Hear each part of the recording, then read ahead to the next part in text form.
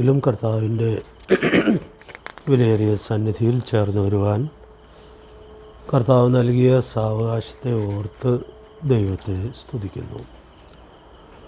കഴിഞ്ഞ അനേക ക്ലാസ്സുകളിലായിട്ട് നാം സഭകളുടെ ക്രിസ്തു എന്ന തലക്കെട്ടിൽ നമ്മുടെ കർത്താവിനെക്കുറിച്ചുള്ളതായ ചില പാഠങ്ങളായിരുന്നുവല്ലോ ചിന്തിച്ച് വരുന്നത്.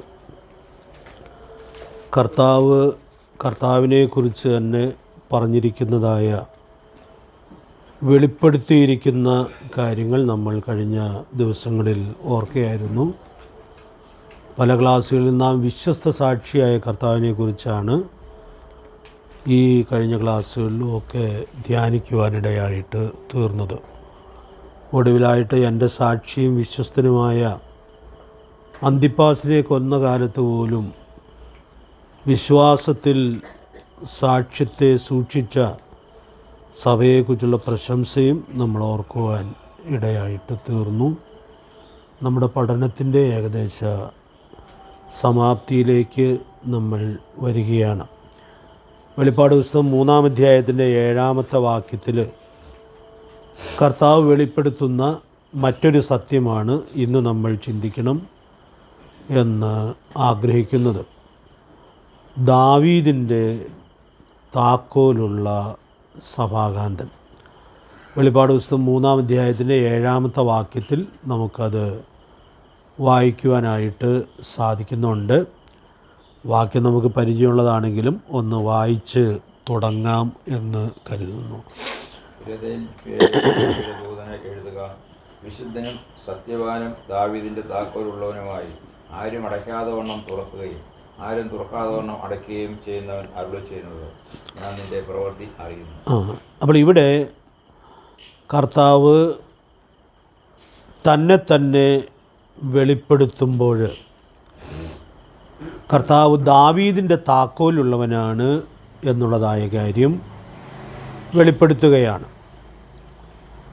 നമ്മളതിൻ്റെ അടുത്ത വാക്യത്തിലേക്ക് വരുമ്പോൾ ആ പറയുന്നതായ പ്രയോഗം കൊണ്ട് എന്തർത്ഥമാക്കുന്നു എന്നുള്ളത് നമുക്ക് ഉൾക്കൊള്ളാനായിട്ട് സാധിക്കും.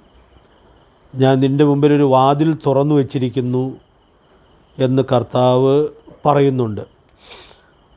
അപ്പോൾ അവിടെ കർത്താവ് ദാവീദിൻ്റെ താക്കോലുള്ള കർത്താവ് അധികാരത്തോടുകൂടി ചെയ്യുന്ന വളരെ പ്രധാനപ്പെട്ടൊരു സത്യമാണ് നമുക്കിവിടെ ഉൾക്കൊള്ളാനായിട്ട് സാധിക്കുന്നത്.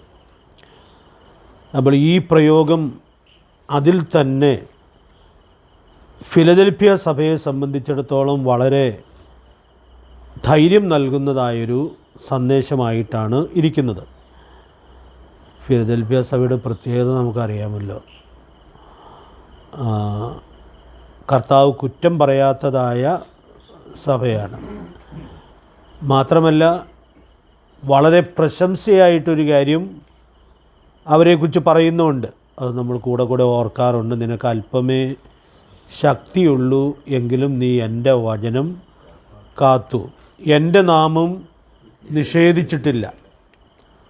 അപ്പോൾ അവിടെ നമുക്ക് ഉൾക്കൊള്ളാനായിട്ട് സാധിക്കുന്നൊരു കാര്യം, ഈ സഭയ്ക്ക് കർത്താവ് ഒരു വാതിൽ തുറന്ന് കൊടുക്കുകയാണ്.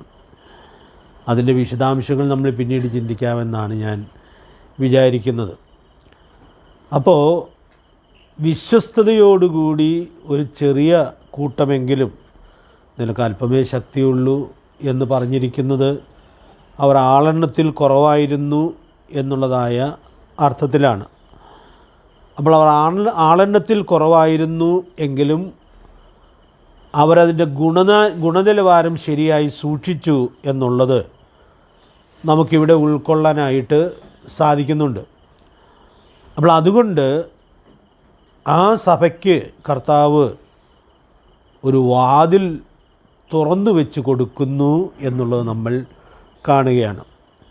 അതോട് ചേർന്ന് എന്തുകൊണ്ടാണ് ഈ ദാവീദിൻ്റെ താക്കോലുള്ളവനെന്ന് പറഞ്ഞിരിക്കുന്നത് എന്നുള്ളത് നമുക്ക് ലളിതമായി ഇങ്ങനെ ചിന്തിക്കാവുന്നതാണ്. ഞങ്ങൾക്കിപ്പോൾ അങ്ങനെ ഒരു വാതിൽ തുറന്നു കിട്ടിയാലും അതങ്ങനെ ശരിയായിട്ടൊക്കെ പ്രയോജനപ്പെടുത്താൻ പ്രയാസമായിരിക്കുമല്ലോ എന്നിവർക്ക് തോന്നുമോ എന്നറിയാൻ പാടില്ല. കാരണം കർത്താവ് അവരെ വളരെ പ്രശംസിക്കുന്നു, ഒരു വാതിൽ തുറന്നു വച്ചിരിക്കുന്നു എന്നുള്ളതായ കാര്യം ഓർപ്പിക്കുകയാണ്. വളരെ ചെറിയൊരു സ്ഥലം സഭയുടെ മുമ്പിൽ ഒരു വാതിൽ തുറന്നു വെച്ചാൽ അതൊക്കെ ഫലകരമായിട്ട് ഉപയോഗിക്കാൻ പറ്റുമോ എന്നുള്ളതായൊരു ആശങ്ക സ്വാഭാവികമായിട്ടും ഉണ്ടാകുന്നതിനുള്ളതായ സാധ്യതയുണ്ട്. അപ്പോൾ അവിടെ ഞാൻ ഈ വാക്കുകൾ ചിന്തിക്കാനായിട്ട് തുടങ്ങിയപ്പോൾ എനിക്ക് പ്രചോദനമായി തീർന്നൊരു കാര്യം, ഒരു ചെറിയ കൂട്ടമെങ്കിലും അവർ കർത്താവിൻ്റെ നാമത്തോടും കർത്താവിൻ്റെ വചനത്തോടും പുലർത്തുന്നതായ വിശ്വസ്തതയാണ് അവരെ തുടർന്ന് ഉപയോഗിക്കത്തക്കവണ്ണം കർത്താവ് കാരണമായിട്ട് കാണുന്നത്. അപ്പം അതുകൊണ്ട് ഇവിടെ നമുക്കൊരു സാരമായ സന്ദേശം ഉൾക്കൊള്ളാനായിട്ട് സാധിക്കും. നമുക്ക് അല്പമേ ശക്തിയുള്ളൂ എങ്കിലും നമുക്ക് കർത്താവിൻ്റെ വചനം കാക്കാനും ആ നാമത്തിൻ്റെ മഹത്വം സൂക്ഷിക്കാനും സാധിക്കുന്നു എന്ന് വരികിൽ അത് നിശ്ചയമായിട്ടും കർത്താവ് ആദരിക്കും എന്നുള്ളതായ വലിയ സത്യം നമുക്കിവിടെ ഉൾക്കൊള്ളാനായിട്ട് സാധിക്കുന്നുണ്ട്. അതുകൊണ്ട് നമ്മൾ വാതിലുകൾ അന്വേഷിക്കുന്നതിനേക്കാൾ പ്രധാനമായിട്ടും ചെയ്യേണ്ടത് എന്താണ്? ഉള്ള വാതിൽ ഉപയോഗിക്കാം. അതുമാത്രമല്ല, കർത്താവിൻ്റെ വചനം കാത്ത് ആ നാമത്തോടുള്ള വിശ്വസ്തത സൂക്ഷിക്കുക എന്നുള്ളതാണ് ഏറ്റവും പ്രധാനപ്പെട്ടതായ കാര്യം.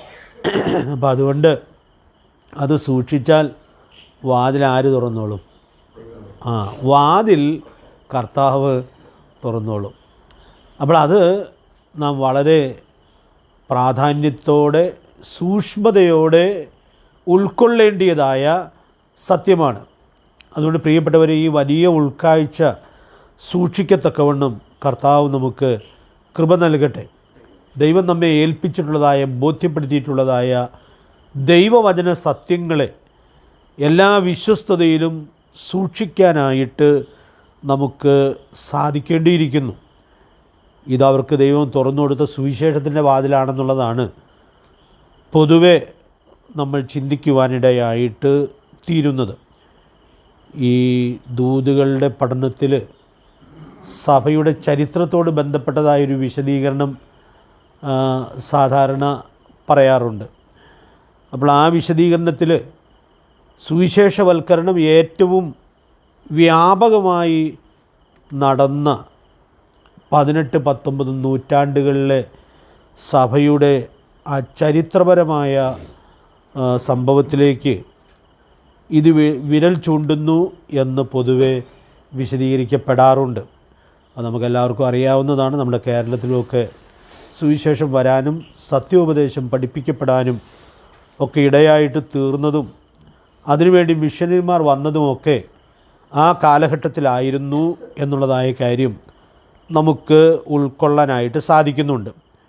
നമ്മൾ ഈ പഠനത്തിൽ ഓരോ സ്ഥലം സഭയും ദൈവവും ഭാഗം വിശ്വസ്ത സൂക്ഷിക്കുക എന്നുള്ളതായ ആ സത്യത്തിന് പ്രാധാന്യം നൽകിയാണല്ലോ ചിന്തിക്കാനിടയായിട്ട് തീരുന്നത്. അതുകൊണ്ട് ഞാനിവിടെ ഓർപ്പിക്കാൻ ആഗ്രഹിക്കുന്ന കാര്യം, ഓരോ സ്ഥലം സഭയ്ക്കും ദൈവത്തിൻ്റെ വചനത്തോടുള്ള വിശ്വസ്തത കൃത്യമായി സൂക്ഷിക്കാനായിട്ട് സാധിച്ചാൽ കർത്താവ് അവർക്ക് വേണ്ടി വാതിൽ തുറന്നു കൊടുക്കും എന്നുള്ളതായ വലിയ സത്യം നമുക്കിവിടെ ഉൾക്കൊള്ളാനായിട്ട് സാധിക്കുന്നുണ്ട്. ദൈവത്തിൻ്റെ പരിശുദ്ധാത്മാവ് നമ്മെ സഹായിക്കട്ടെ. അതുകൊണ്ട് നമുക്ക് മുമ്പിൽ തുറന്നു കിട്ടിയിട്ടുള്ളതായ വാതിൽ ഏറ്റവും നന്നായി പ്രയോജനപ്പെടുത്താനായിട്ട് കഴിയേണ്ടിയിരിക്കുന്നു. അപ്പോൾ ഇവിടെ നമ്മൾ ഓർക്കാവുന്നൊരു കാര്യം, സുവിശേഷവൽക്കരണം എന്നുള്ളത് എങ്ങനെയും ചെയ്യേണ്ടിയൊരു കാര്യമായിട്ട് ഇരിക്കുന്നില്ല. പിന്നെയോ കർത്താവ് തരുന്ന വളരെ കൃത്യമായ ആത്മീക പ്രകാശനത്തിലാണ് സുവിശേഷവൽക്കരണം നിർവഹിക്കേണ്ടിയിരിക്കുന്നത് എന്നുള്ളതായ വലിയ സത്യം നമുക്കിവിടെ ഉൾക്കൊള്ളാനായിട്ട് സാധിക്കുകയാണ്. ദൈവാത്മാവ് നമ്മെ സഹായിക്കട്ടെ. ഇവിടെ കർത്താവ് ദാവീദിനോടുള്ള ബന്ധത്തിൽ ഉപയോഗിക്കുന്ന ഈ പ്രയോഗം ഏറെ ശ്രദ്ധേയമായിട്ടുള്ളതായ പ്രയോഗമാണ്. ദാവീദിൻ്റെ താക്കോലുള്ള സഭാകാന്തൻ. ഇവിടെ നമുക്ക് ഒരു വലിയ സത്യം ഓർക്കാനായിട്ട് സാധിക്കുന്നത്, ദാവീദ് കർത്താവിൻ്റെ ഒരു പിതാവായിരുന്നു ചരിത്രപരമായിട്ട്. നമ്മൾ സുവിശേഷത്തിന് നിർവചനം പറയുമ്പോൾ പറയുന്നല്ലോ, ദാവീദിൻ്റെ സന്തതിയായി ജനിച്ച്. അപ്പോൾ ദാവീദ് ജനിച്ച ആ ഗോത്രത്തിലാണ് കർത്താവ് ജനിക്കാനിടയായിട്ട് തീർന്നത് എന്നുള്ളതായ കാര്യം നമുക്കിവിടെ ഉൾക്കൊള്ളാനായിട്ട് സാധിക്കുന്നുണ്ട്. അതുമാത്രമല്ല, ദാവീദിനോട് ബന്ധപ്പെട്ടതായ പ്രവചന സത്യങ്ങളും ഈ ബന്ധത്തിൽ ഉൾക്കൊള്ളാനായിട്ട് സാധിക്കുന്നുണ്ട്. അതുകൊണ്ട് അതിൽ 1-2 വാക്യങ്ങൾ നമ്മളൊന്ന് ചേർത്ത് നോക്കി പോകാം എന്ന് വിചാരിക്കുകയാണ്. യെശയ്യാ പ്രവചനം 22-ാം അധ്യായത്തിൻ്റെ 22-ാമത്തെ വാക്യത്തിൽ ഓർത്തിരിക്കാൻ വളരെ എളുപ്പമുണ്ട്. യെശയ്യാവ് 22-ൻ്റെ 22-ാമത്തെ വാക്യത്തിൽ ഇവിടെ കർത്താവ് പറഞ്ഞിരിക്കുന്ന അവകാശപ്പെടുന്ന ഈ കാര്യം അവിടെ വ്യക്തമായി നമുക്ക് കാണുവാനായിട്ട് സാധിക്കുന്നുണ്ട്. ആ വാക്യം നമുക്കൊന്ന് വായിക്കാം. 22-ാം അധ്യായത്തിൻ്റെ 22-ാമത്തെ വാക്യം. ഞാൻ ദാവീദ് ഗൃഹത്തിൻ്റെ താക്കോൽ അവൻ്റെ തോളിൽ വയ്ക്കും. അവൻ തുറന്നാൽ ആരും അടയ്ക്കുകയില്ല, അവൻ അടച്ചാൽ ആരും തുറക്കുകയില്ല. അപ്പോൾ നമ്മുടെ കർത്താവ് ജനിക്കുന്നതിന് മുമ്പ്, നൂറ്റാണ്ടുകൾക്ക് മുമ്പ് യെശയ്യാ പ്രവാചകൻ ഈ സത്യം എത്രയോ വ്യക്തമായി രേഖപ്പെടുത്തിയിരുന്നു എന്നുള്ളത് നമ്മൾ കാണുകയാണ്. അപ്പോൾ ദാവീദിൻ്റെ താക്കോലുള്ളവൻ എന്ന് കർത്താവ് ഇവിടെ അവകാശപ്പെടുമ്പോൾ ഇതിനിൽ കുറേ അധികം സംഭവങ്ങൾ നടന്നിട്ടുണ്ട്. കർത്താവിൻ്റെ ജനനം, ജീവിതം, മരണം, പുനരുദ്ധാനം. ഈ പുനരുദ്ധാനവും സ്വർഗാരോഹണവും ഒക്കെ കഴിഞ്ഞ ശേഷമാണ് കർത്താവ് സഭകൾക്ക് ദൂത് കൊടുക്കുന്നത്.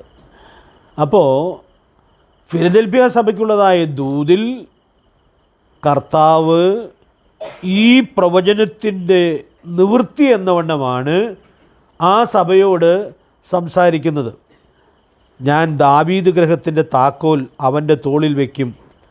അവൻ തുറന്നാൽ ആരും അടയ്ക്കുകയില്ല, അവൻ അടച്ചാൽ ആരും തുറക്കുകയുമില്ല.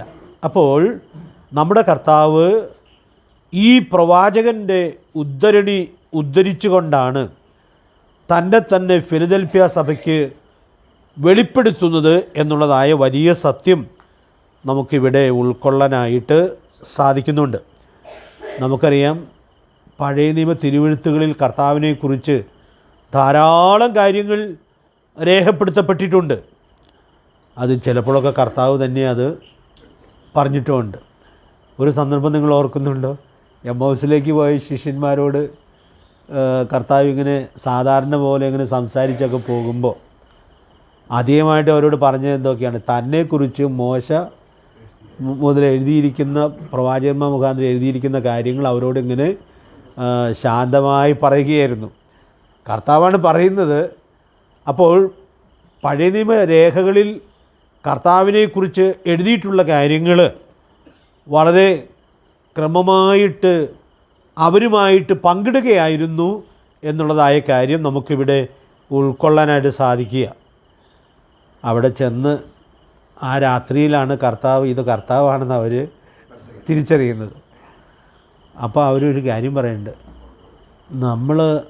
അദ്ദേഹം നമ്മളോട് സംസാരിച്ചു കൊണ്ടിരുന്നപ്പോൾ നമ്മുടെ ഹൃദയം കത്തുകയായിരുന്നു എന്ന് പറഞ്ഞാൽ, ഈ എഴുതപ്പെട്ട തിരുവെഴുത്തുകൾ നമ്മുടെ കർത്താവ് തൻ്റെ ശിഷ്യന്മാരോട് പങ്കിടുമ്പോൾ അവരുടെ ഹൃദയം കത്തത്തക്കവണ്ണം അത് അത്രത്തോളം അവരെ സ്പർശിച്ചിരുന്നു എന്നുള്ളതായ വലിയ സത്യം നമുക്കിവിടെ ഉൾക്കൊള്ളാനായിട്ട് സാധിക്കുക. ഇന്ന് രാത്രി ഞാൻ ഓർപ്പിക്കട്ടെ, നമ്മുടെ കർത്താവിനെക്കുറിച്ചുള്ളതായ പ്രവചന രേഖകൾ നമ്മൾ വായിക്കുമ്പോൾ, അത് ധ്യാനിക്കുമ്പോൾ ശരിക്കും നാം അത് ആസ്വദിക്കുകയാണ്.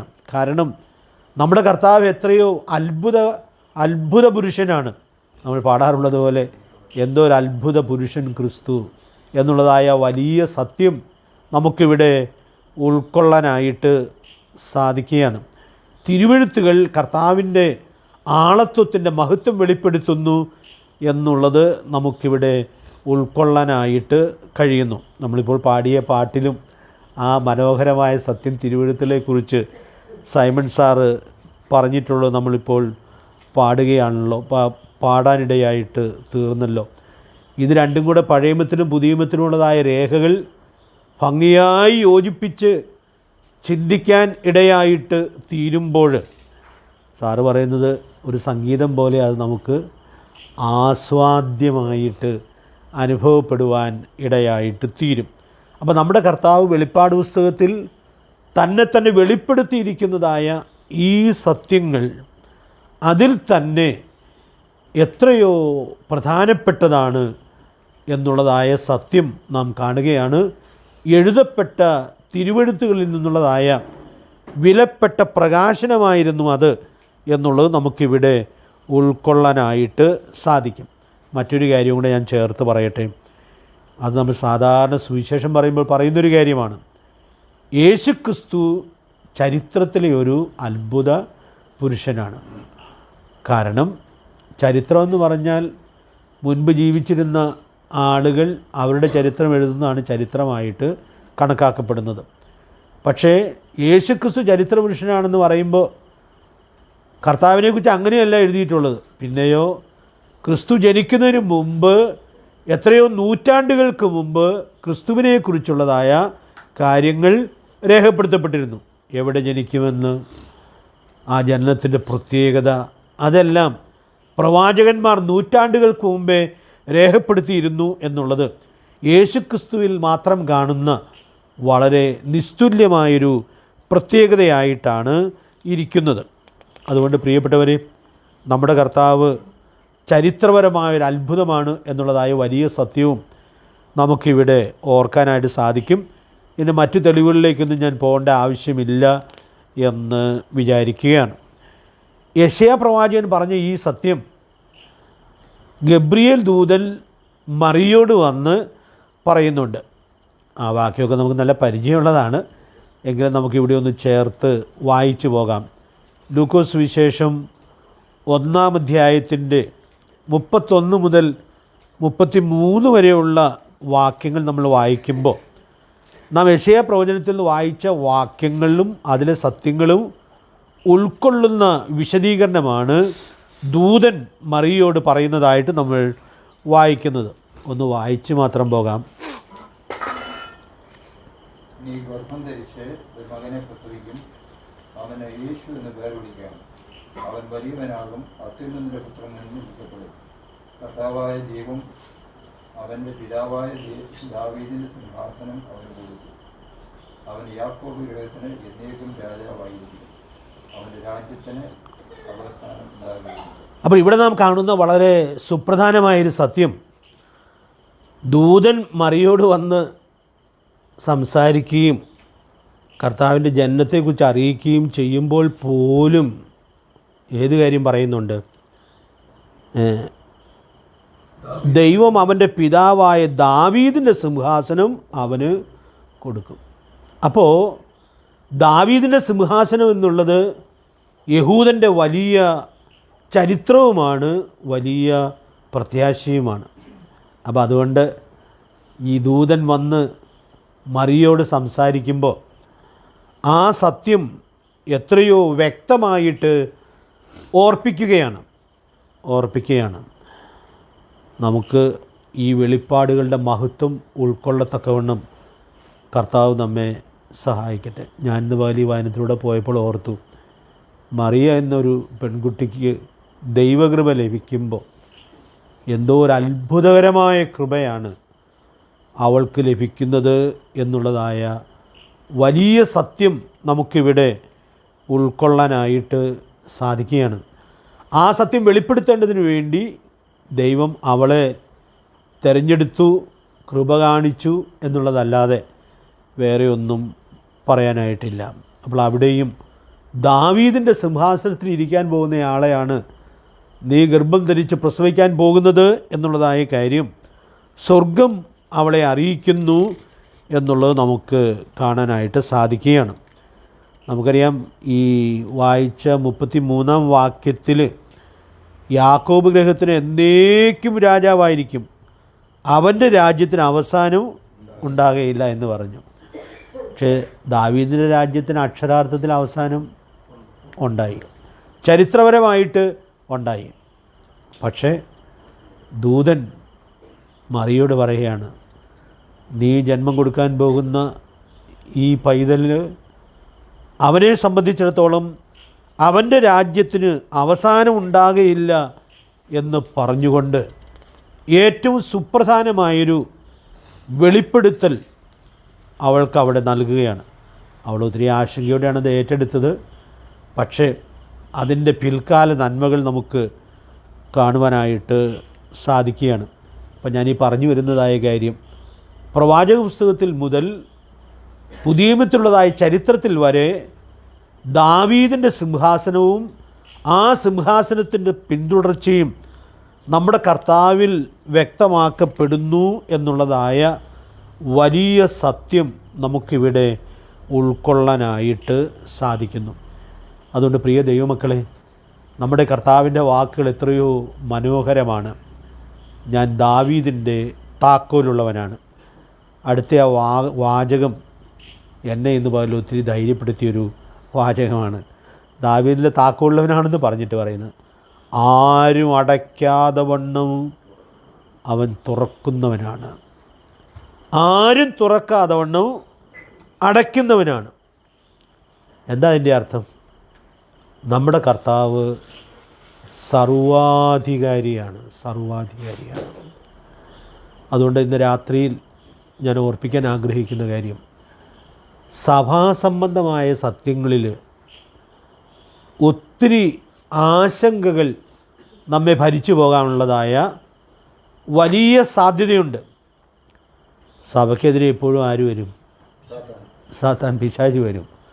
കർത്താവ് പറഞ്ഞ വാക്ക് തന്നെ ഉപയോഗിക്കാം, പാതാള ഗോപുരങ്ങൾ വരും. അപ്പം അതുകൊണ്ട് അത് വരുമ്പോൾ നമ്മൾ ക്ഷീണിച്ചു പോകാനും പതറിപ്പോകാനുമുള്ളതായ വലിയ സാധ്യതയുണ്ട്. ഈ വാക്കുകൾ എപ്പോഴും നമ്മുടെ മനസ്സിൽ മുഴങ്ങട്ടെ. നമ്മുടെ കർത്താവ് സഭാകാന്തൻ ദാവീദിൻ്റെ താക്കോലുള്ളവനാണ്. അവനാരും അടയ്ക്കാതെ വണ്ണം തുറക്കുവാനും ആരും തുറക്കാതെ വണ്ണം അടയ്ക്കുവാനും ശക്തനാണ് എന്നുള്ളതായ ആ വലിയ സത്യം നമുക്ക് ഉൾക്കൊള്ളാനായിട്ട് സാധിക്കട്ടെ. നാം കർത്താവിൻ്റെ വചനം കാത്ത ആ നാമത്തോടുള്ള വിശ്വസ്തതയിലാണ് പോകുന്നതെങ്കിൽ പൈശാചികമായ പോരാട്ടങ്ങളെ കണ്ട് ഭയപ്പെടേണ്ടതായ ആവശ്യം ഇല്ല. കാരണം കഴിഞ്ഞ ദീർഘനാളത്തെ സഭാ ശുശ്രൂഷയിൽ ഞാൻ ഉൾക്കൊള്ളാനിടയായി തീർന്ന വലിയൊരു പ്രചോദനമാണത്. ഇന്ന് പകൽക്കാലം ഈ തിരുവെഴുത്തുകളുടെ മുമ്പിൽ അതൊന്ന് ഒന്നുകൂടി ഉറപ്പിക്കാൻ അത് മുഖാന്തരമായിട്ട് തീർന്നു. പ്രതികൂലങ്ങളോ പ്രശ്നങ്ങളോ ആശങ്കകളോ ഒക്കെ വന്നേക്കാം. പക്ഷേ നമ്മുടെ കർത്താവ് ദാവീദിൻ്റെ താക്കോലുള്ളവനാണ് എന്നുള്ളതും അവൻ്റെ അധികാരം വിട്ട് കാര്യങ്ങൾ ഒരിക്കലും പോവുകയില്ല എന്നുള്ളതും കഴിഞ്ഞ നാളുകളിൽ അനേക ഭക്തന്മാരുടെ ജീവിതത്തിൽ ഉറപ്പിച്ച് കർത്താവ് കൊടുത്തിട്ടുള്ളതായൊരു സത്യമാണ്. അതുകൊണ്ട് ഈ ഫിലദെൽഫിയ സഭയ്ക്ക് കർത്താവ് ദൂത് കൊടുക്കുമ്പോൾ തന്നെ തൻ്റെ മഹത്വം വെളിപ്പെടുത്തിക്കൊണ്ട് കർത്താവ് അവരെ ഉറപ്പിക്കുന്നു എന്നുള്ളതായ കാര്യം നമുക്ക് ഉൾക്കൊള്ളാനായിട്ട് സാധിക്കുകയാണ്. അപ്പോൾ കർത്താവിനറിയാം, കർത്താവ് തുറന്നു കൊടുക്കുന്ന വാതിൽ ഈ കൊച്ചുകൂട്ടം, ഈ അല്പമേ ശക്തിയുള്ള കൂട്ടം പ്രയോജനപ്പെടുത്താനിടയായിട്ട് തീരണമെങ്കിൽ അവർക്ക് സഭാകാന്തനെക്കുറിച്ചുള്ളതായ ഏറ്റവും ശരിയായിട്ടുള്ള ഉൾക്കാഴ്ച വേണ്ടിയിരിക്കുന്നു. അതുകൊണ്ട് പ്രിയപ്പെട്ടവരെ, ഈ വലിയ ഉൾക്കാഴ്ച സഭാമേഖലകളിലൊക്കെ ഒത്തിരി വെല്ലുവിളികൾ നേരിടുന്ന കാലഘട്ടത്തിലും നമുക്ക് ആ ഉൾക്കാഴ്ച ഏറ്റെടുത്ത് ധൈര്യത്തോടു കൂടി സാക്ഷ്യം വഹിക്കത്തക്കവണ്ണം ദൈവാത്മാവ് നമ്മെ സഹായിക്കട്ടെ. ഞാനിന്ന് ഈ വാചകത്തിലൂടെ കടന്നു പോകുമ്പോൾ നമ്മുടെ കർത്താവ് പരസ്യ ശുശ്രൂഷ കാലത്ത് തന്നെ ഈ അധികാരത്തെ വെളിപ്പെടുത്തിയ ധാരാളം സംഭവങ്ങൾ നമ്മൾ കാണുന്നുണ്ട്. ഞാൻ വിശദീകരണം പറയേണ്ട ആവശ്യമില്ല, ഒരു സൂചന മാത്രം പറഞ്ഞാൽ മതി. യോഹന്നാൻ്റെ സുവിശേഷം 9-ാം അധ്യായത്തിൽ കർത്താവ് ഒരു പിറവി കുരുടൻ്റെ കണ്ണ് തുറന്നു. ഞാനിന്ന് അധ്യായം വായിച്ചപ്പോൾ ഓർത്തു, ഈ വാക്കാണ് ആവർത്തിച്ച് അവിടെ പറയുന്നത്. എന്ന് പറഞ്ഞാൽ പിറവിയിലെ കുരുടനായവൻ്റെ കണ്ണ് കർത്താവ് തുറന്നു എന്നുള്ളത് കാണുകയാണ്. ഞാൻ സാമ്പിളിന് 32-ാം വാക്യം പറയാം. 9-ാം അധ്യായത്തിൻ്റെ 32-ാമത്തെ വാക്യത്തിൽ കുരുടനായി പിറന്നവൻ്റെ കണ്ണ് ആരെങ്കിലും തുറന്ന പ്രകാരം ലോകമുണ്ടായതു മുതൽ കേട്ടിട്ടില്ല. ഇതാരാ പറഞ്ഞതെന്നറിയാമോ? ഇവനാ പറയണത്. ഈ കണ്ണ് തുറക്കപ്പെട്ട ഈ കുരുടൻ കർത്താവിനെതിരെയുള്ളതായ ആളുകളുടെ ഭീഷണിയുടെയൊക്കെ മുമ്പിൽ നിൽക്കുമ്പോൾ അവൻ എത്ര ധൈര്യമായിട്ടാണ് ഈ കാര്യം പറയുന്നത്. ഞാനിപ്പോൾ അത് പറഞ്ഞത് ഈ 9-ാം അധ്യായത്തിൽ ഈ കണ്ണ് തുറന്നു എന്നുള്ളതായ ആ പ്രയോഗം പലവട്ടം ദൈവാത്മാവ് ആവർത്തിക്കുന്നുണ്ട്. ഉദാഹരണമായിട്ട് ഞാൻ ഈ വാക്യം പറഞ്ഞു എന്ന് മാത്രമേ ഉള്ളൂ. കർത്താവ് ഈ കണ്ണ് തുറന്നപ്പോൾ എന്തൊരു എതിർപ്പാണതിന്. യഹൂദ മതം ഓരോ ഐകമത്യത്തോടെ ഒരർത്ഥത്തിൽ കർത്താവിനെതിരെ വരുന്നത് നമുക്കിവിടെ കാണാനായിട്ട് സാധിക്കുകയാണ്. പക്ഷേ കർത്താവ് ഒരുത്തൻ്റെ കണ്ണ് തുറക്കണമെന്ന് തീരുമാനിച്ചാൽ തുറക്കും. അതിനെ തടയാനായിട്ട് ആർക്കും സാധിക്കുകയില്ല. അതുകൊണ്ട് പ്രിയപ്പെട്ടവരെ, ആരും അടയ്ക്കാതെ കൊണ്ടും തുറക്കുന്നു എന്നുള്ളതായ സത്യം അതെത്രയോ മനോഹരമായ സത്യമാണ്. ഞാൻ ഈ ഉദാഹരണം പറയുന്നത് നമ്മുടെ ജീവിതത്തിൻ്റെ ഏത് വിഷയങ്ങളിലും ഏത് തലങ്ങളിലുള്ള പ്രതിസന്ധികളിലും വാതിൽ അടഞ്ഞു കിടക്കുന്നു എന്ന് നമുക്ക് തോന്നുമ്പോഴും ദാവീദിൻ്റെ താക്കോലുള്ള നമ്മുടെ കർത്താവിന് ഏതടഞ്ഞു കിടക്കുന്നതും തുറക്കാനായിട്ട് സാധിക്കും. അതുകൊണ്ട് നമ്മൾ ഏതൊക്കെ അടഞ്ഞു കിടക്കുന്ന പ്രശ്നങ്ങളുടെ മുമ്പിലാണ് ഭാരപ്പെടുന്നത് എന്നുള്ളതായ കാര്യം നമ്മുടെ കർത്താവിനറിയാം. അതെല്ലാം പരിഹരിക്കുവാൻ നമ്മുടെ കർത്താവ് മതിയായവനാണ് എന്നുള്ളതായ സത്യം നമ്മൾ കാണുകയാണ്. ഇനി 11-ാം അധ്യായത്തിലേക്ക് വരുമ്പോൾ തുറക്കപ്പെട്ട ഒരു സുപ്രധാനമായ കാര്യമുണ്ടല്ലോ. യോഹന്നാൻ്റെ സുവിശേഷം 11-ാം അധ്യായം നിങ്ങൾക്ക് പറയാൻ പറ്റും. ലാസർ മരിച്ചു, അടക്കപ്പെട്ടു. 4-ാം ദിവസം ആ കല്ലറ തുറക്കപ്പെടുകയാണ്. അവിടെ കല്ലറ കർത്താവ് തുറക്കാനായിട്ട് പറഞ്ഞു. സഹോദരിമാർ തടസ്സം പറഞ്ഞു, നാറ്റം വെച്ചുകൊടുക്കി തുറക്കരുതെന്നായിരിക്കും പറഞ്ഞത്. പക്ഷേ തുറന്നു. ലാസർ ജീവനുള്ളവനായി പുറത്തു വന്നു. പ്രിയപ്പെട്ടവർ, ഞാനിവിടെ പറയാൻ ആഗ്രഹിക്കുന്ന കാര്യം, ഒരു കുരുടൻ്റെ സൗഖ്യം ചിലപ്പോൾ വൈദ്യശാസ്ത്രത്തിൻ്റെ വഴിയിലോ ഒക്കെ ചിലപ്പോൾ സാധ്യമാണെന്ന് ചിന്തിച്ചേക്കാം. പക്ഷേ ഇതാരും ചിന്തിക്കാത്തതായൊരു കാര്യമാണ്.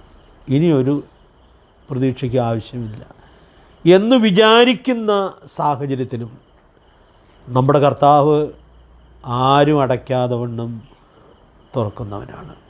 അതുകൊണ്ട് എല്ലാ പ്രതീക്ഷയും നഷ്ടപ്പെട്ടു എന്ന് തോന്നുന്ന സാഹചര്യത്തിലും നമ്മുടെ കർത്താവിന് പ്രവർത്തിക്കാനായിട്ട് കഴിയും എന്നുള്ളതായ അനുഗ്രഹീതമായ സത്യം നമുക്കിവിടെ ഉൾക്കൊള്ളാനായിട്ട് സാധിക്കുകയാണ്. ദൈവാത്മാവ് നമ്മെ സഹായിക്കട്ടെ. ഇനി ഞാനൊരു തുറക്കപ്പെട്ട കല്ലറയുടെ കാര്യം പറയുകയാണ്. അതേത് കല്ലറയാണെന്ന് എല്ലാവർക്കും അറിയാമല്ലോ. അതെ, കർത്താവിൻ്റെ കല്ലറ. അത് ആ കല്ലറയ്ക്ക് കാവൽ നിന്നതുപോലെ, മുദ്ര വെച്ചതുപോലെ ലോകത്തിൽ ഒരു കല്ലറയ്ക്കും കാവൽ നിന്നിട്ടില്ല, മുദ്ര വെച്ചിട്ടില്ല. അപ്പോൾ ഉയർത്തെഴുന്നേൽപ്പിനെ തടയാനുള്ള എല്ലാ സന്നാഹങ്ങളും ഉണ്ടായിരുന്നു. അതൊക്കെ ചെയ്തത് റോമൻ ഗവൺമെൻറ്റും പട്ടാളക്കാരും എന്നൊക്കെ നമുക്ക് തോന്നും. പിശാചിൻ്റെ വലിയ പോരാട്ടം അതിൽ ഉണ്ടായിരുന്നു. പക്ഷെ നമുക്കറിയാം, നമ്മുടെ കർത്താവ് കല്ലറയെ തുറന്നു, പുനരുദ്ധാനം ചെയ്തു. എത്രയോ അനുഗ്രഹീതമായ സത്യം നമുക്കിവിടെ ഉൾക്കൊള്ളാനായിട്ട് സാധിക്കുകയാണ്. ഞാൻ ഈ സംഭവത്തെ സഭയോടൊന്ന് ബന്ധപ്പെടുത്തി ഇന്നത്തെ ക്ലാസ് ഉപസംഹരിക്കാമെന്ന് കരുതുകയാണ്. കുറച്ച് ദീർഘമായ വാക്യങ്ങൾ നമ്മളൊന്ന് വായിക്കും, അത് സമയം കുറവാണെങ്കിലും. എഫേസ്യർ 1-ാം അധ്യായത്തിൽ ഒരു വലിയ സത്യം അപ്പോസ്തലനായ പൗലോസ് അവിടെ വിശദീകരിക്കുന്നുണ്ട്. ഒരു വാക്യമേ നമ്മൾ തൽക്കാലം വായിക്കുന്നുള്ളൂ. 19 മുതലുള്ള ചില വാക്യങ്ങളിലെ ആശയം ഞാനൊന്ന് ക്രോഡീകരിച്ച് പറയാം. അത് നമുക്കൊക്കെ നല്ല പരിചയമുള്ള കാര്യമായതുകൊണ്ട് വാക്യം വായിക്കണം നിർബന്ധമില്ല.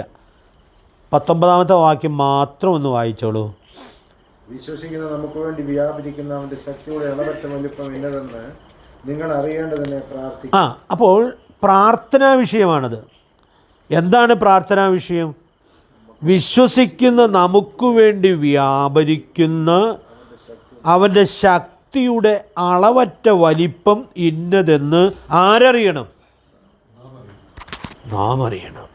അപ്പോൾ നാം ഒരു കാര്യം വിശ്വസിച്ച് പ്രാർത്ഥിക്കുമ്പോൾ ദൈവത്തിൻ്റെ ആ ശക്തി എങ്ങനെ വ്യാപരിക്കുന്നു എന്നുള്ളത് നാം അറിയേണ്ടതിനു വേണ്ടി അപ്പോസ്തലൻ തൻ്റെ സഹപ്രവർത്തകരും പ്രാർത്ഥിക്കുകയാണ്. അപ്പോൾ അത് അറിയേണ്ടതിന് വേണ്ടി പ്രാർത്ഥിക്കുക. എനിക്ക് വളരെ അത്ഭുതമായി തോന്നിയൊരു കാര്യം, 20-21 വാക്യങ്ങളിലേക്ക് വരുമ്പോൾ ഈ 19-ാം വാക്യത്തിൽ ഈ പ്രാർത്ഥനാ വിഷയം പറഞ്ഞിട്ട് 20-21 വാക്യങ്ങളിൽ യേശുക്രിസ്തുവിൻ്റെ ഉയർത്തെഴുന്നേൽപ്പിലും സ്വർഗാരോഹണത്തിലും വ്യാപരിച്ച ശക്തിയെ വെളിപ്പെടുത്തുകയാണ്. അപ്പോൾ വിശ്വസിക്കുന്ന നമുക്ക് വേണ്ടി വ്യാപരിക്കുന്ന ആ ശക്തിയുടെ അളവറ്റ വലിപ്പം എന്നൊന്ന് നമ്മൾ അറിയേണ്ടതിന് വേണ്ടി പ്രാർത്ഥിക്കുന്നു പറഞ്ഞിട്ട് പിന്നെ പറയുന്നത് പുനരുദ്ധാനത്തിൻ്റെ ശക്തിയാണ്. പുനരുദ്ധാനത്തിൽ വ്യാപരിച്ചതായ ശക്തിയാണ്.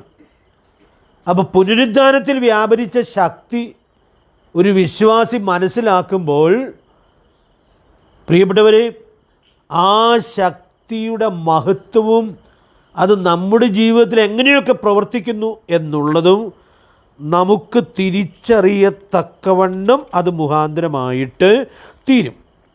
എന്നിട്ട് അടുത്ത വാക്യത്തിലേക്ക് വരുമ്പോൾ സകല നാമത്തിനും അത്യന്തം മീതെ കർത്താവിനെ ഇരുത്തി എന്ന് നമ്മൾ വായിക്കുന്നു. 22-ാമത്തെ വാക്യത്തിൽ നാം വായിക്കുന്നത് സർവ്വവും അവൻ്റെ കാൽ കീഴാക്കി വെച്ചു, അവനെ സർവ്വത്തിനും മീതെ തലയാക്കി.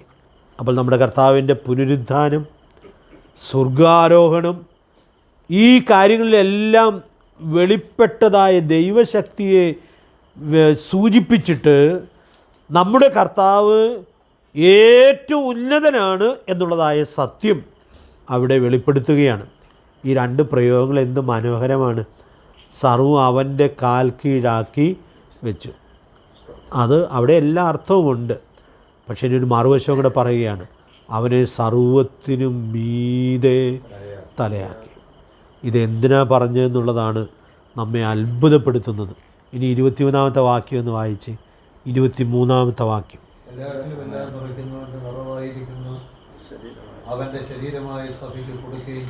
അപ്പോൾ അവിടെ ഈ കാര്യമെല്ലാം വിവരിച്ചിട്ട് ഈ ഉന്നതനായ കർത്താവിനെ ആരാക്കി എന്ന് പറയുകയാണ്?